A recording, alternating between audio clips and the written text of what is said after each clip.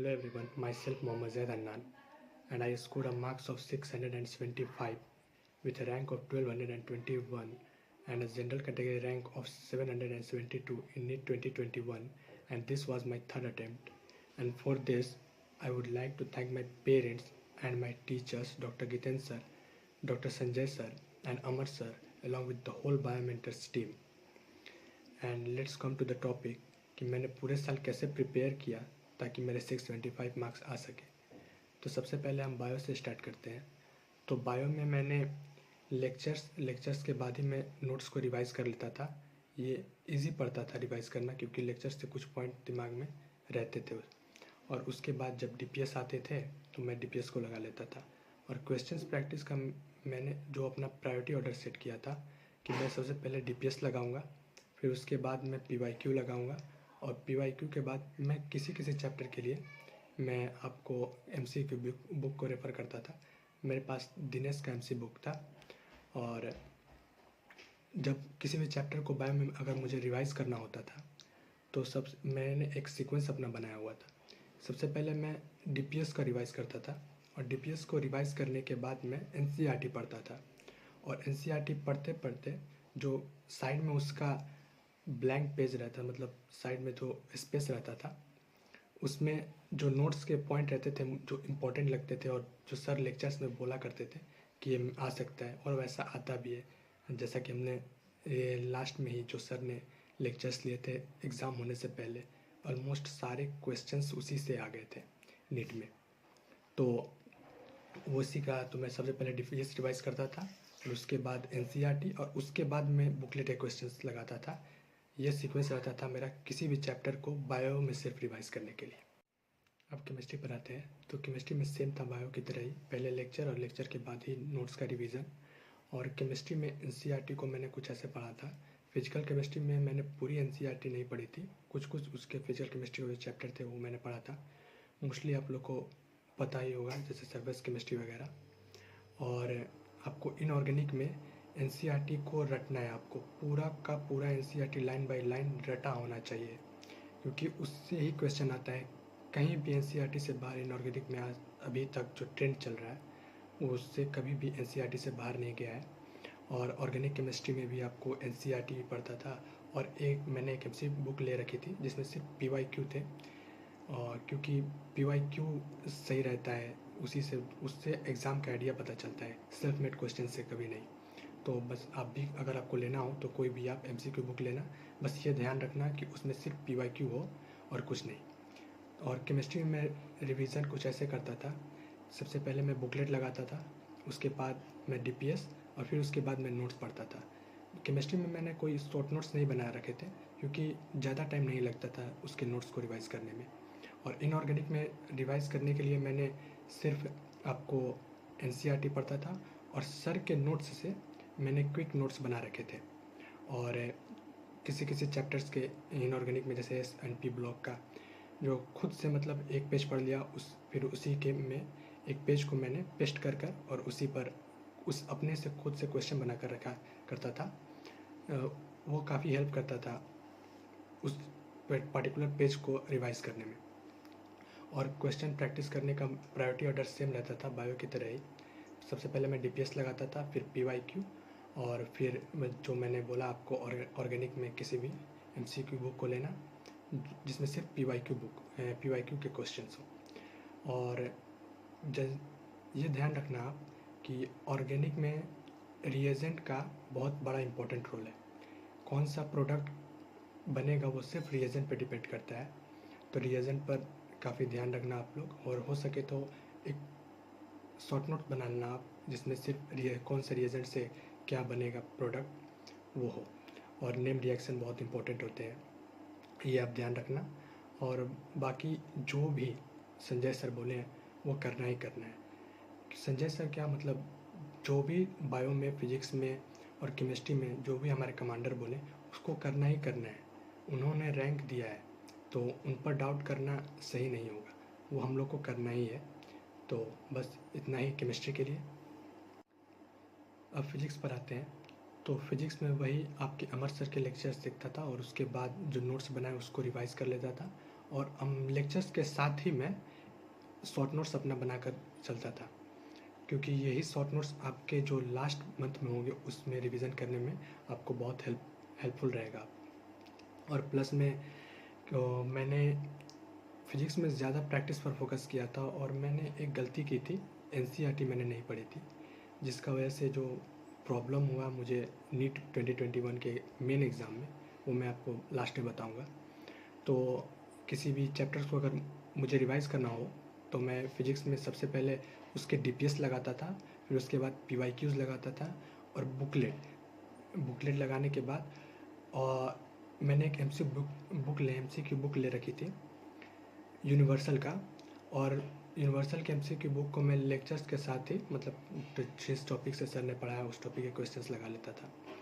और यूनिवर्सल के बुक में से भी मैंने ज़्यादा फोकस फिजिक्स में मैकेनिक्स वाले पार्ट पर किया था, क्योंकि मुझे ऐसा लगा कि मैंने जब मैकेनिक्स वाले पर पूरा अपना कमांड रख लिया तो मुझे फिजिक्स थोड़ी अच्छी लगने लगी, और मोर ओवर फोकस जो था मेरा वो आपका मैकेनिक्स वाले पोर्शन पर ज़्यादा था।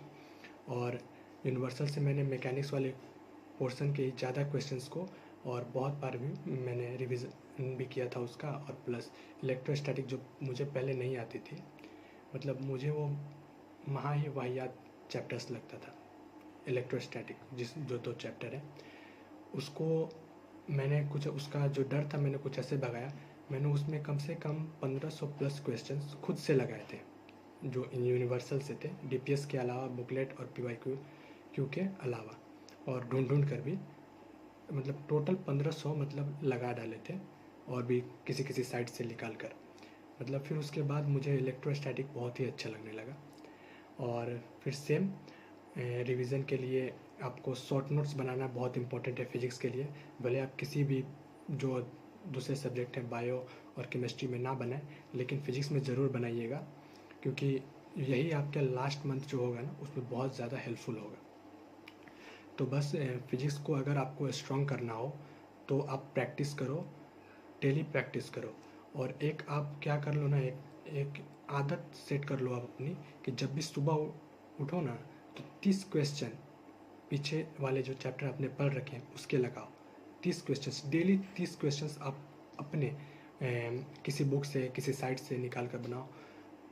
इसको आप आदत बना लो, फिजिक्स आपको इजी लगने लगेगी। जितनी प्रैक्टिस करोगे उतना ही फिजिक्स और हलवा होता चला जाएगा, क्योंकि practice makes a man perfect और ऑल्सो वुमेन्स।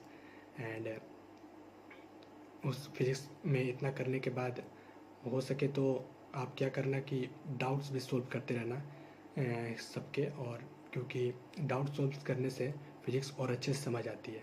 फिजिक्स और ऑर्गेनिक केमिस्ट्री में आपका प्रैक्टिस बहुत इंपॉर्टेंट है, जितनी ज़्यादा आप प्रैक्टिस करोगे उतना ही आपका फिजिक्स और ऑर्गेनिक केमिस्ट्री बहुत ही ईजी होता चला जाएगा। और बस फिजिक्स में इतना ही, बस प्रैक्टिस करो आप, क्योंकि मैं जानता हूँ जो मेरे 2 अटेम्प्ट में नहीं हो पाया सिलेक्शन, वो फिजिक्स के कारण ही नहीं हो पाया, क्योंकि डर लगा रहता था। लेक्चर्स देख लेते थे और उसके बाद मतलब करेंगे ना और क्वेश्चंस करेंगे, बट वो धीरे धीरे बर्डन पता चला गया और ढेर लग गया उस क्वेश्चंस का, और फिर मैंने उसको प्रैक्टिस भी नहीं कर पाया। तो बस आप जितनी ज़्यादा प्रैक्टिस करोगे फिजिक्स में, आपको फिजिक्स उतनी ही अच्छे लगने लगेगी।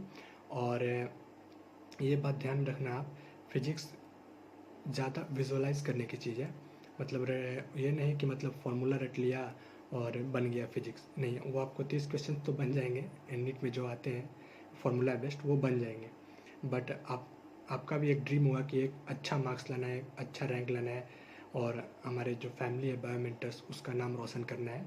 तो आप ये ध्यान रखिएगा कि जितना फिजिक्स ही रैंक डिसाइड करती है, जितना ज़्यादा आप मार्क्स लाओगे फिजिक्स में उतना ज़्यादा आपके, जाहिर सी बात है फिजिक्स आपकी अच्छी हो गई तो केमिस्ट्री और बायोलॉजी भी अच्छी हो जाएगी। हाँ, किसी स्टूडेंट्स की केमिस्ट्री ख़राब होती है और फिजिक्स अच्छी होती है, तो होता है।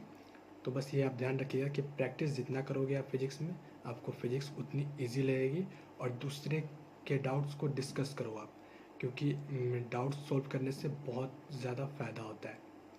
मैंने डिस्कशन प्लेटफॉर्म पे, जो हमारे बायोमेंटर्स का डिस्कशन प्लेटफॉर्म है, बहुत ज़्यादा हम लोगों ने डिस्कस किया है डाउट को।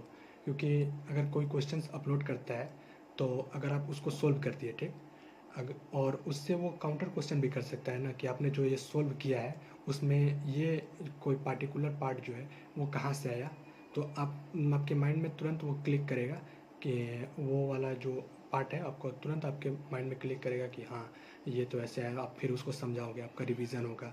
ऐसा नहीं है कि डाउट सोल्व करने से आपका टाइम वेस्ट होता है। नहीं, मैंने जितने डाउट सोल्व किए हैं ना, मतलब बहुत ही ज़्यादा डाउट सोल्व किए हैं अपने डिस्कशन प्लेटफॉर्म पर। जो मेरा प्रोफाइल था बायोमेंटर्स के डिस्कशन प्लेटफॉर्म पर, उसमें जो डाउट्स सोल्व करने का जो था डिस्कशन प्लेटफॉर्म पर, डिस्कशन वाले में 2200 प्लस डिस्कशन थे। तो बहुत ज़्यादा ही डाउट पर, मतलब बहुत ही नहीं, ये नहीं कि आप पूरा ही टाइम डिस्कशन प्लेटफॉर्म पर स्पेंड करो, नहीं, बट हाँ, डाउट भी सोल्व करो आप फिजिक्स के, ताकि आपके जो फिजिक्स पर कमांड हो और अच्छे होता चली जाए। बस इतना ही फिजिक्स के लिए, बस प्रैक्टिस करो, फिजिक्स में अच्छी हो जाएगी। कुछ छोटे छोटे टॉपिक्स हैं, जैसे कि टेस्ट स्ट्रेटजी वगैरह मेरे कैसे रहती थी। तो बिफोर टेस्ट मेरा कुछ ऐसा रहता था कि मैं बायोलॉजी में आपको डीपीएस लगाता था और बुक मार्क क्वेश्चन, और अगर टाइम रहा, मतलब टाइम कुछ, मतलब अपना टाइम बांटना पड़ता था फिजिक्स के लिए, बायो के लिए और केमिस्ट्री के लिए, कि टेस्ट से पहले कितने कितने घंटे पढ़ना है इसको। तो उसके अकॉर्डिंग अगर टाइम रहा तब पीवाईक्यू को मैं रिवाइज करता था, वरना नहीं। और केमिस्ट्री में मैं आपका बुक मार्क और बुकलेट और पीवाईक्यू, और आपका जो हो गया फिजिक्स में आपका हो गया बुक मार्क वाले क्वेश्चंस हो गए, और आपके पीवाईक्यूज हो गए, और टाइम मिला तो बुकलेट, वरना नहीं। और शॉर्ट नोट्स को रिवाइज जरूर करता था आपका फिजिक्स में। और फिर टेस्ट के बाद जब रिजल्ट्स आते थे, और उसको मतलब जो रॉन्ग क्वेश्चंस हो गए ना उसमें, उसको मैं आपको सबसे पहले उसका एनालिसिस ऐसे करता था कि वो सिली मिस्टेक है या कॉन्सेप्चुअल है। अगर सिली मिस्टेक है तो बहुत बड़ी प्रॉब्लम है सच में, क्योंकि मैंने कुछ क्वेश्चंस सिली मिस्टेक जो मेन एग्ज़ाम थे नीट के उसमें भी कर दिया था। तो उसको मतलब उस सिली मिस्टेक्स को सुधारना बस यही है कि आप प्रैक्टिस करो और थोड़ा ध्यान से क्वेश्चंस को पढ़ो। कभी कभी बबल्स रॉन्ग हो जाते हैं, कभी कभी कोई एक वर्ड मिस हो गया तो उसकी वजह से वो क्वेश्चंस रॉन्ग हो गए। और एक होता है कॉन्सेप्चुअल क्वेश्चंस, मतलब कॉन्सेप्चुअल मिस्टेक हो गया आपका, तो वो तो आपको मतलब आप नोट्स पढ़ोगे या फिर वो आप सही कर दोगे। और फिर जो क्वेश्चन सही होते थे उसको मैंने भी मतलब एक डिवाइड करके रखा था उसमें, कि अगर एक क्वेश्चंस होते हैं कि वो आप मतलब आप पूरे कंफर्म हो कि वो क्वेश्चंस आप सही होंगे आप कॉन्सेप्चुअली, और एक होते हैं तुक्का वाले, और मतलब मे भी आप तुक्का भी कर सकते हो, और एक कह सकते हो कि किसी गलत मेथड से सही आंसर लाना। तो उसके लिए उसका मतलब फिर उसको मैं उसका कॉन्सेप्ट फिर जाकर नोट से पढ़ता था। अगर कहीं फंसे तो फिर उस सर के लेक्चर से देखकर उसी टाइम मतलब जैसे रिज़ल्ट आया और जो भी क्वेश्चंस रॉन्ग हुए और जो सही हुए सबको उसी टाइम मैंने उसको क्लियर कर दिया। उसको फिर कल पर नहीं छोड़ना आप, मतलब ये गारंटीड है, अगर आप उसको कल पर रखोगे कि मतलब इसको मैं कल कर लूँगा तो वो कल से परसों गारंटी होगा। मतलब ये मैं दावे के साथ कह सकता हूँ कि वो कल से परसों हो जाएगा। इसलिए मतलब जो डाउट हो उसी दिन सोल्व करो आप। और अगर कोई भी डाउट होता था मुझे तो वो डाउट को सोल्व करने का मतलब मैं खुद से एक अपना स्टेप बना रखा था कि उसको सबसे पहले मैं उसको टाइम दूंगा। मेरा मिनिमम टाइम, मैक्सिमम तो टाइम रहता था वो 30 मिनट्स रहता था। कोई अगर किसी सब्जेक्ट में भी डाउट हो गया तो उसको सोल्व करने, वो सोल्व हुआ तो हुआ, नहीं हुआ तो फिर मैं अपने नोट्स पे से जाऊंगा। अगर नोट्स से नहीं हुआ तो मैं गूगल से, और अगर गूगल से भी नहीं हुआ तो डिस्कशन प्लेटफॉर्म पर, और अगर डिस्कशन प्लेटफॉर्म पर नहीं हुआ तब मैं आपको जो हमारे डाउट सॉल्विंग फैकल्टी है उनके पास, ऐसे मतलब इतने फेज से गुजरने के बाद तो बन ही जाएगा। तो इसलिए मतलब थोड़ा ऐसा नहीं कि मतलब डाउट हुआ और तुरंत उसको सर्च कर लो या सर से पूछ लो, ऐसे नहीं करना है। क्योंकि यही यही जो प्रॉब्लम है अब हमारी, जो हम लोग की फिजिक्स है उसको उसमें हमारा इंटरेस्ट कम कर देती है। तो इसको आप ध्यान में रखिएगा। और कुछ प्रॉब्लम आपको ऐसे भी हो सकती है जैसे कि मार्क्स इंक्रीज़ नहीं हो रहे हैं, तो उसका कारण सिर्फ यही हो सकता है कि मे बी आप ने रिवीजन कम किया होगा आपने, और ये भी हो सकता है कि आपने रिवीजन तो बहुत किया है लेकिन आपने क्वेश्चन प्रैक्टिस कम किया है। और मे बी एक रीज़न ये भी हो सकता है कि आपने जो सेम मिस्टेक को बार बार रिपीट कर रहे हो। तो आप ज़्यादा से ज़्यादा कोशिश करो कि इन सब को ना करो, और ज़्यादा फोकस आप पे अगर फिजिक्स की वजह से नहीं हो रहा है तो प्रैक्टिस पर ज़्यादा क्वेश्चंस लगाओ, प्रैक्टिस पर फोकस करो। और अगर आपको केमिस्ट्री में प्रॉब्लम हो रही है तो सेम प्रैक्टिस करो, और बायो में हो रहा है तो एनसीईआरटी पढ़ो। और अब क्योंकि बायो को हम लोग सोचते हैं ना कि रटने वाला सब्जेक्ट है, ठीक, और उसको क्वेश्चन अगर मतलब कोई आ गया, कोई मतलब बड़ा रिटर्न में आ गया और उसका आंसर डायरेक्ट हो गया, कोई वर्ड ही हो गया, तो हम लोग सोचते हैं कि मतलब अगर छोड़ो ये गलत हो गया, इस क्वेश्चंस को ध्यान में रखो, इसके आंसर को रट लो। नहीं, ऐसा नहीं करना है, क्योंकि हमारे कमांडर बहुत मेहनत से एनसीईआरटी को लाइन बाय लाइन पढ़ाते ही नहीं है, उसके बीच इसके बीच के इन बिटवीन लाइंस को भी बहुत अच्छे से समझाते हैं। तो आप कुछ नहीं करो, ज़्यादा टाइम नहीं लगेगा। इतना सभी को पता है कि मतलब अब तो जो लेक्चर्स भी आते हैं उसमें टॉपिक पता रहता है कि कौन कौन टॉपिक किस किस लेक्चर में कवर है, तो उससे आप अपने बायो के डाउट्स को ख़त्म कर लो। और जो भी टेस्ट में जो आपके एक्सप्लेनेशन रहते हैं, वीडियो वाला नहीं मैं बोल रहा हूँ, क्योंकि मैं वीडियो मतलब बहुत रेयरली हुआ कि मैं देखता था डाउट वाले जो टेस्ट एक्सप्लेनेशन, सॉरी डाउट नहीं, टेस्ट एक्सप्लेनेशन, उसको मैं बहुत रेयरली ही देखता था। लेकिन जो आपका एक्सप्लेनेशन रहता था टेस्ट में हर एक क्वेश्चन के नीचे, उसको मैं पढ़ता ज़रूर था। वो भले ही टाइम टेकिंग रहता था लेकिन वो मैं उसको पढ़ता ज़रूर था, क्योंकि सैटरडे और संडे उस दिन मतलब काम कम ही रहता था। लेकिन अपना क्या करो, आप ये भी आप कर सकते हो ना कि अगर आपको कोई डाउट हो तो आप सैटरडे और संडे को टेस्ट वाले डाउट हो तो आपको रख सकते हो। लेकिन मैं यही कहूँगा कि जब जहाँ डाउट हो उसको उसी टाइम सॉल्व करने की कोशिश करो। बस यही हो गया आपका टेस्ट का और डाउट सॉल्व करने का।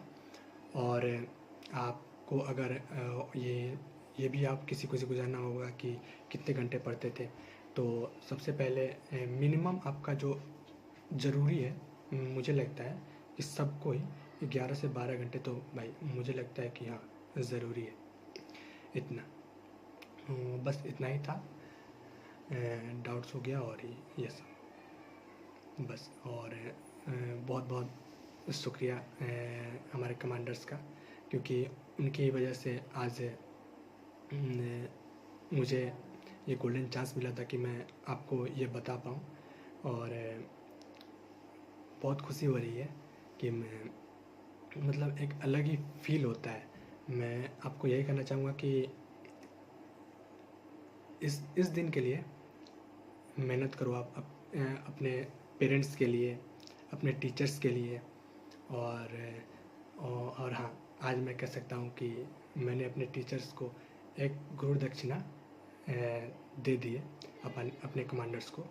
और आगे अभी बहुत से लक्ष्य बाकी हैं, तो आप सभी को ऑल द वे।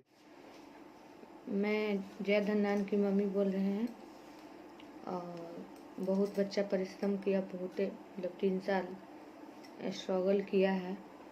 और बायोमेंटर्स के सब टीचर, जितने टीचर हैं सबको थैंक यू।